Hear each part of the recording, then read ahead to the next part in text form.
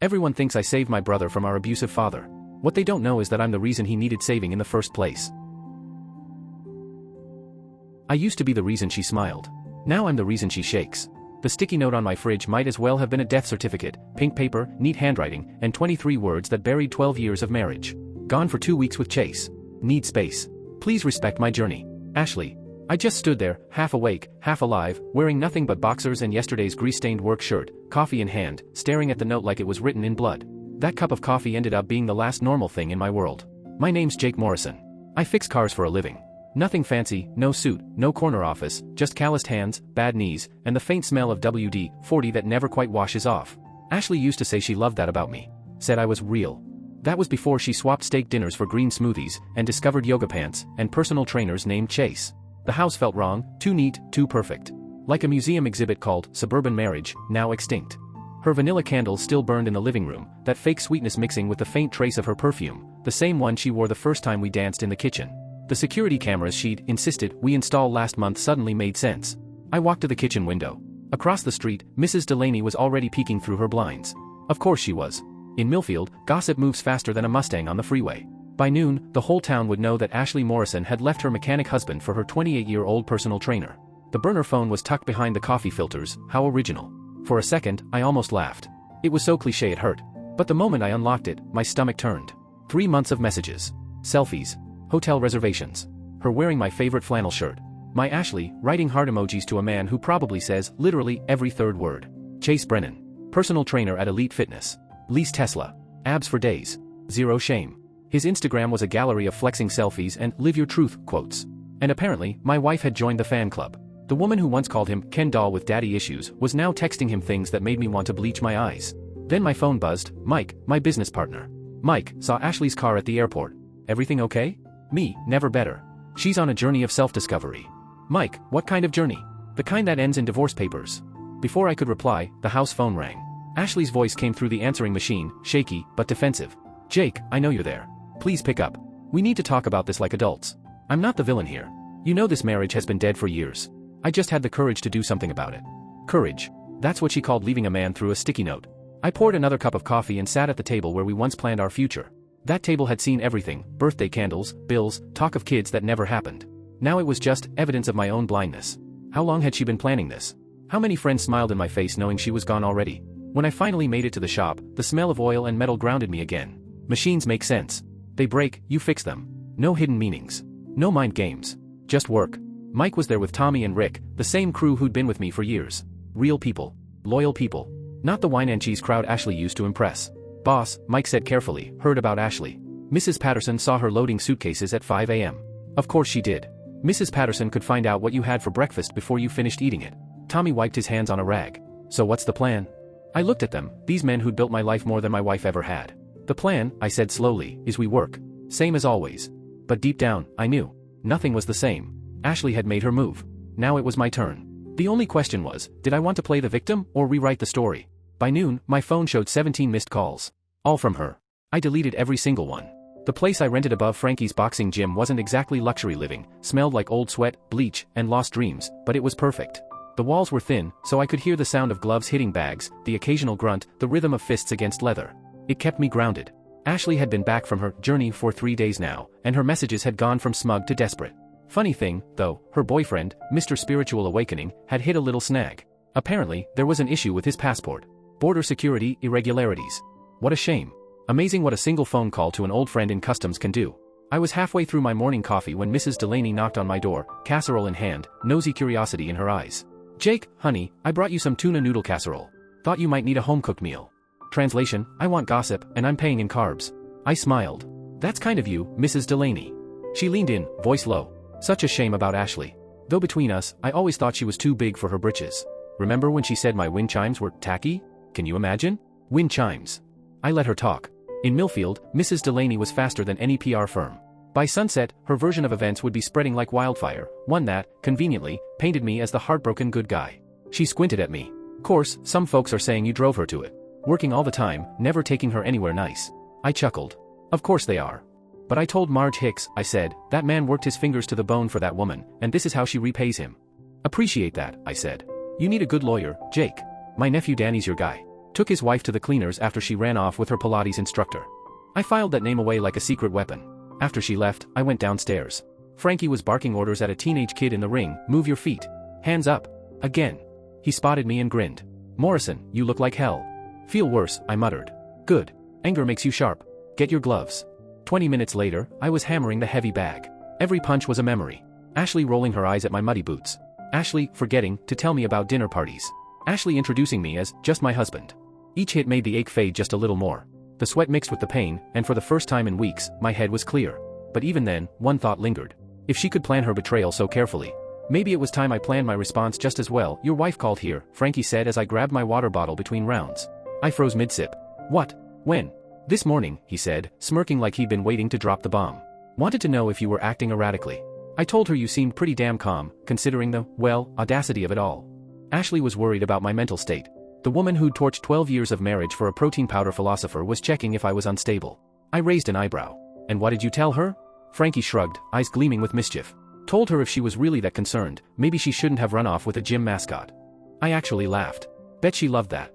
"She hung up," he said with a grin, tossing me my towel. "But she'll be back. Women like that don't handle losing control.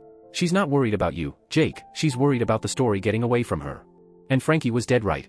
Ashley had spent years managing my image, shaping me into her pet project, the blue-collar man with a heart of gold. A little rough around the edges, but lovable enough to parade at dinner parties. Her friends used to gush, "You've done such wonders with him." Like I was a damn rescue dog she'd house-trained. Well, the project was officially over. I was walking back toward the apartment when I saw it, my truck, parked out front of the gym. Across the hood, someone had spray-painted, "Not enough man," in thick red letters that gleamed under the streetlight. It felt like being punched in the gut. This wasn't just vandalism. This was humiliation with a signature. Someone wanted me to wear my failure like a badge. I stood there staring, fists clenched so tight my knuckles went white. Then I called the cops, not because I expected them to find whoever did it, but because I wanted the paperwork. Officer Martinez showed up 20 minutes later, notepad in hand, sympathy written all over his tired face. "Rough night?" he asked. "My wife left me for her personal trainer," I said. "So take your pick." He grimaced. "Yeah, that'll do it." He'd gone through his own divorce a couple years ago, I remembered. Another casualty of Millfield's marriage graveyard. "Could be random," he said after taking a few pictures, though his tone said not a chance. "You might want to install cameras. And, watch your back, Jake. Domestic stuff like this can get messy." After he drove off, I just stood there, staring at the truck that had carried me through a decade of my life. The paint job alone would cost $800. But the real damage? That was the humiliation. Everyone who saw it would know exactly what it meant. Then my phone buzzed. Unknown number. How does it feel to lose everything? I stared at the text, pulse kicking up. That wasn't Ashley, too cryptic. And Chase? He didn't have the brain cells for psychological warfare. So who was it? I saved the number. Then I went upstairs, locked the door, and started thinking. Enough playing defense. At 3 in the morning, sleep refused to come. So like a masochist with Wi-Fi, I opened Ashley's Instagram. Her feed was a museum of fake happiness. Candlelit dinners. Anniversary trips. Couple goals. Each post now felt like a lie engraved in pixels. The comments were worse, all sympathy and passive-aggressive whispers disguised as support. But then I saw it. Under her latest post, a beach selfie caption, "Finding myself, one sunrise at a time," was a comment from her best friend. "Sometimes you have to break a few hearts to find your true self. So proud of you for following your bliss 2 hearts. Vanessa Chen. Maid of honor at our wedding. College roommate. The same woman who'd spent years poisoning Ashley's mind with little digs. You could do better, don't you ever wonder what else is out there?" Of course. Vanessa. The self-proclaimed life coach who couldn't manage her own marriage. I opened her profile. A little digging told me everything. 6 months ago, her husband had left her for a coworker. Took half the money, half the furniture, and every ounce of her pride. She'd been spiraling ever since, posting empowerment quotes between wineglass selfies. Misery loves company, and apparently it recruits. By sunrise, I knew what I had to do. The next morning, I drove to Elite Fitness. There it was, Chase's gleaming white Tesla, parked diagonally across 2 spaces with vanity plates that read Fit God. Of course it did. Through the gym's windows, I saw him, coaching some middle-aged woman through squats, correcting her form with a little too much touching. Same playbook. Same smirk. I waited. When his session ended, I followed him to the smoothie bar. He ordered something called a Warrior Goddess Bowl, of course he did, and winked at the teenage cashier. "Chase Brennan," I said, stepping up beside him. He turned, smoothie halfway to his lips. I watched recognition flicker across his face, confidence giving way to panic. "Jake, hey, man," he stammered. "Look, about Ashley." "Relax," I said. "I'm not here to fight." His shoulders loosened a little. "In fact," I continued, "I wanted to thank you." "Thank me?" "For showing me who my wife really is. 12 years down the drain, all for a few filtered photos and a guy who says, literally, like it's punctuation." He blinked, thrown off script. This wasn't the confrontation he'd practiced. He'd expected yelling, maybe a punch. Not calm gratitude. That's surprisingly mature of you, he said carefully. I smiled. Yeah, I'm a mature guy. Actually, I'm so grateful, I want to make sure everyone knows how happy you two are. Mind if I grab a picture? For Ashley's Instagram. Before he could protest, I snapped it, Chase, holding his ridiculous smoothie, wearing an expression somewhere between confusion and terror. That afternoon, I posted it to Ashley's account, still logged in on my phone. When you find your soulmate, every moment is a celebration. Hashtag blessed and grateful, hashtag new beginnings. Within minutes, the comments exploded. Her coworkers, her mom's bridge club, her book club friends, all watching her husband celebrate her affair. The humiliation was delicious. But it was just the appetizer. That evening, I walked into the office of one Danny Hendricks, Mrs. Delaney's nephew, and Millfield's most aggressive divorce lawyer. His office was wedged above the hardware store, decorated with deer heads, faded diplomas, and the faint smell of cigar smoke. Mrs. Delaney says you need a lawyer, Danny said, leaning back in his chair. She also says your wife ran off with a personal trainer. That's about the size of it. How long you been married? 12 years. Kids? No. Property? Joint house. My business is mine alone. Danny grinned, the kind of grin that could smell blood in a courtroom. Any proof of the affair? I slid the burner phone across his desk. Messages. Photos. Receipts. He scrolled for 30 seconds, then whistled. This is gold, he said. In this state, adultery affects division of assets. We can make this very expensive for her. I don't want her money, I said. I want her to feel what it's like to lose everything. Danny's grin faded into something sharper. Go on. I told him about Vanessa. The Instagram stunt. The anonymous texts. My suspicion that this wasn't just Ashley being selfish, it was orchestrated. He listened, eyes narrowing. Most men in your shoes just want to sign the papers and crawl away. But you're thinking like a strategist. I like that. I'm a problem solver, I said simply. Good, he replied, tapping his pen against his desk. Because I've got a few ideas that'll blow this wide open. We spent the next hour building a plan, legal, clean, and absolutely devastating. When I walked out, for the first time in months, I felt something almost foreign. Hope. As I reached my truck, my phone rang. Ashley's name lit up the screen. Jake, we need to talk. Do we? That post. On my Instagram. You can't do that, it's humiliating. For who? For both of us. My boss saw it. My mother's crying. Sounds like a personal problem. Jake, please. I know you're hurt, but we're adults. We can handle this with maturity. Like leaving a post-it note? Silence. I just want to come get my things. When? Tonight. 7. I'll make sure the door's unlocked. After I hung up, I called Mike. I need a favor, I said. Bring Tommy and Rick. We're gonna have a little fun tonight. At 7 sharp, Ashley's silver BMW pulled into the driveway.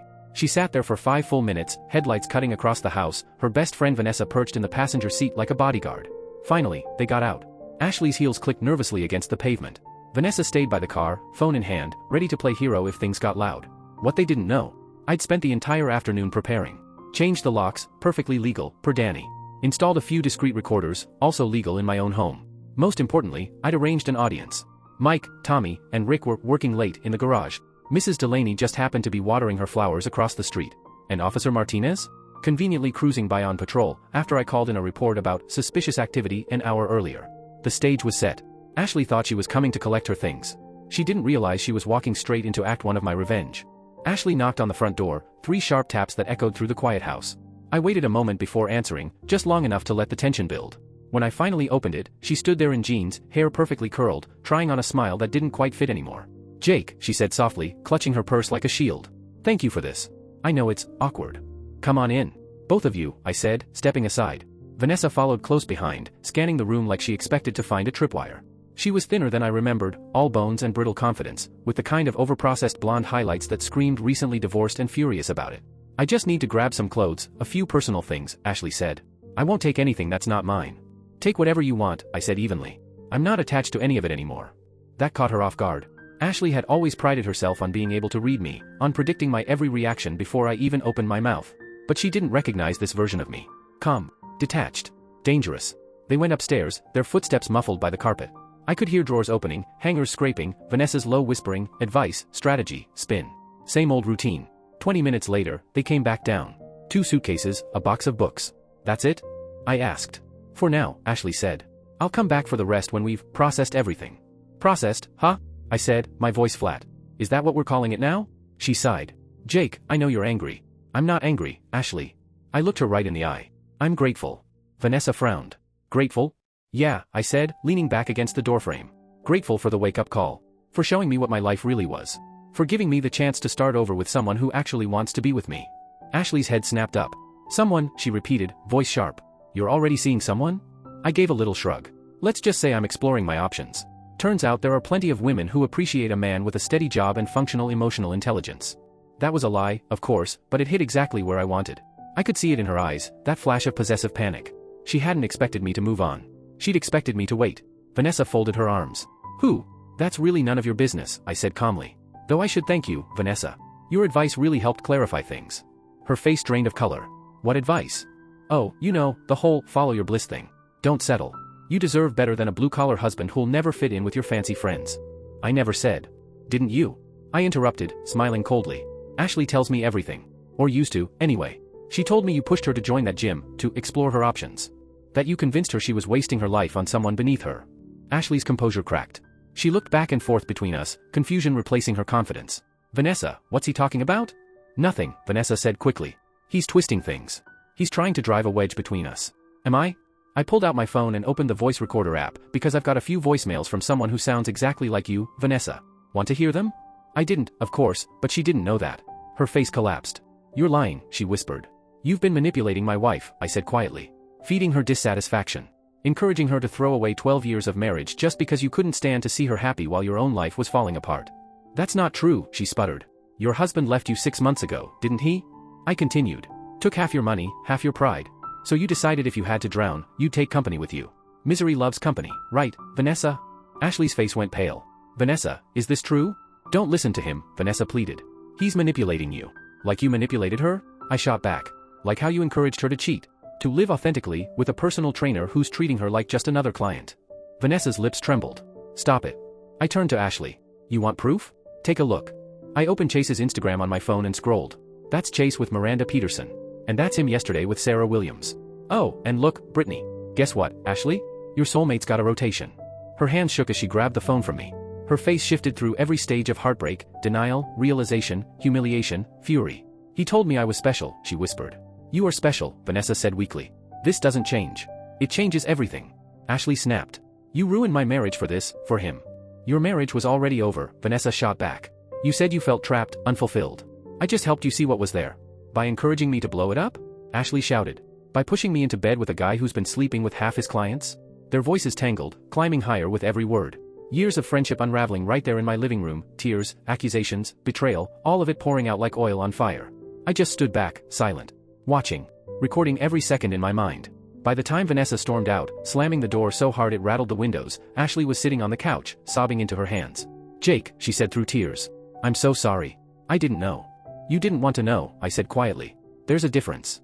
She looked up at me, eyes red, desperate. Can we fix this? Please. Can we try again? I really looked at her then, the woman I'd once built a life around. Beautiful, yes. Smart, driven, too. But underneath it all? Selfish. Naive. Easily swayed. No, I said finally. We can't. Jake, please. The papers are being filed tomorrow, I said. Danny Hendricks is representing me. You should get your own lawyer. Her jaw dropped. You're really going to divorce me over this? Ashley, I said softly, you divorced me the minute you walked out that door with Chase. I'm just signing the paperwork. When she finally left, the silence that filled the house wasn't painful. It was peaceful. For the first time in months, I could breathe. The worst part was over. Now came the fun part.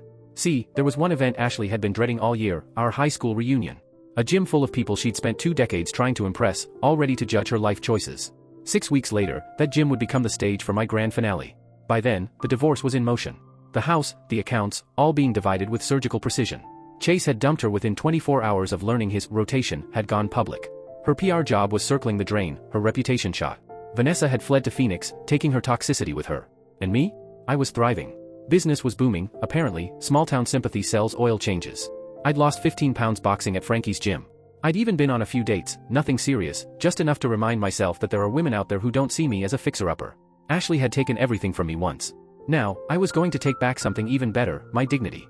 And maybe, just maybe, a little poetic justice. The reunion was held in the same gym where Ashley had once been crowned homecoming queen, back when she ruled Millfield High like a perfectly lip-glossed monarch, and I'd been the quiet kid backstage fixing the sound system. Fitting, really. 12 years later, different stage, same audience. I showed up fashionably late, wearing a new charcoal suit that actually fit, no oil stains, no wrinkles, no trace of the man she'd walked away from. The gym had been dressed up like a time capsule, gold and blue balloons, folding tables draped in cheap tablecloths, a DJ spinning throwbacks from our graduation year. The smell of punch and nostalgia hung in the air. And there she was, Ashley, standing by the refreshment table, smiling too wide, like she was holding herself together by sheer willpower. The red dress she wore probably cost more than my first car, armor disguised as fashion. But no amount of silk or lipstick could hide the truth. Stress had carved her cheekbones sharper, her eyes darker. Jake, Karen Murphy, class president, eternal overachiever, swooped in, all polished enthusiasm. You look fantastic. I heard about everything. I'm so sorry. Don't be, I said, smiling. Best thing that ever happened to me. Her eyes widened. That wasn't the script she expected. Really? Really? Turns out there's life after marrying the wrong person. It spread fast. Within minutes, people were whispering, Jake Morrison wasn't broken. He wasn't bitter. He wasn't hiding in his garage nursing a bottle and a grudge. No, he was thriving. Confident. Successful. Whole. I worked the room like a campaign trail, shaking hands, sharing small talk, laughing too loud at old jokes. Every retelling of my story trimmed and polished, casting me as the man who'd rebuilt his life, not the one who'd been betrayed. Meanwhile, across the room, Ashley was enduring her own spotlight, the sympathetic smiles, the murmured, how are you holding up, and the sideways glances. Everyone knew about the post-it note, the affair, the trainer. You can't hide that kind of scandal in a small town. Around 9, the DJ called for quiet. Ladies and gentlemen, we've got a special request from one of our classmates. Jake Morrison has something he'd like to say. I hadn't planned anything. But when opportunity knocks, you don't wait for the second knock. I took the mic. The room fell still, every eye on me. Ashley's too. Hey everyone, I started, keeping my tone light. It's great to see all these familiar faces. Hard to believe it's been 20 years since we were trying to escape this place, right? A ripple of polite laughter. Some of you already know, Ashley and I are getting divorced. The air changed. Even the DJ froze mid-sip of his drink. It's been a learning experience, I continued. I've learned a lot about loyalty, about friendship, and about how sometimes the person you marry isn't the person you end up with. Silence. Not a whisper, not a cough. Ashley's smile had completely vanished. I've learned that some people will stand by you through the hard stuff, and others will walk away the moment something shinier comes along. Someone near the back muttered, damn. And I've learned that trust, once it's broken, doesn't heal with promises or apologies. It just changes you. I paused, meeting her eyes. And sometimes, that change is exactly what you needed. A few heads nodded. More whispers. Ashley leaving me for her personal trainer was the worst moment of my life, I said, letting the words hang there. But it also freed me from a marriage that had become more about appearances than love. It showed me who my real friends were, and gave me the chance to start over with someone who actually wants to be with me. The murmurs turned into a low buzz. So, I said, voice steady, I want to thank Ashley. For showing me who she really is. For teaching me that sometimes, you have to lose everything to realize you didn't have anything worth keeping in the first place. Dead silence. Then a single clap. Then a few more. Then the DJ awkwardly tried to restart the music. I handed him the mic and walked off the stage. Ashley was frozen where she stood, pale, shaking, surrounded by people pretending not to stare. 20 minutes later, she found me in the parking lot. The night air was cool, the sodium lights casting long shadows. How could you do that to me, she demanded, tears streaming down her face. In front of everyone we know? Do what? I asked calmly. Tell the truth? You humiliated me. No, I said, meeting her gaze. You humiliated yourself. I just stopped covering for you. I made a mistake. You made a choice, I interrupted. You chose Vanessa's poison over our marriage. You chose Chase over me. You chose a post-it note over a conversation. Those aren't mistakes, Ashley. Those are decisions. I was confused, she whispered. No, I said quietly. You were selfish.